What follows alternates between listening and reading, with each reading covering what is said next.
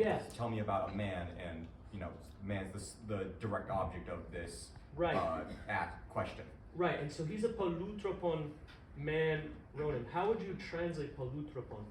I mean, quite directly, it means much turning. Mm-hmm. But some authors have gone as far to say he's a man of many skills, a man of many exploits.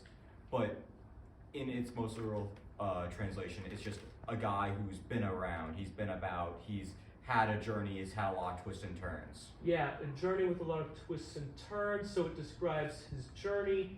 In a way, it describes him. Maybe in what way is he twisting and turning as a person? What episode leaps to mind when you think of that, Timmy? When I think about the many different encounters he has with Nausicaa or other Cyclopes, and just kind of his whole, the whole story is about his return, or his attempted to return home. And I think that just going to different islands and dealing with different gods and goddesses kind of just shows how he's kind of going all over the place. And Right. I had this translated as skilled in all ways of contending, showing his power to do good or to kind of be able to return. But I can understand how they're saying many twists and turns, because I feel like that's more of a literal definition, considering he's getting turned around a lot in his return homeward.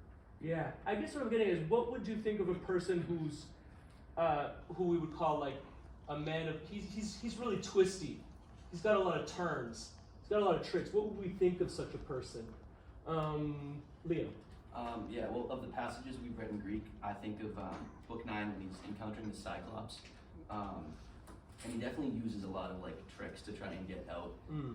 Like at first he gets the Cyclops drunk and he asks for a guest gift.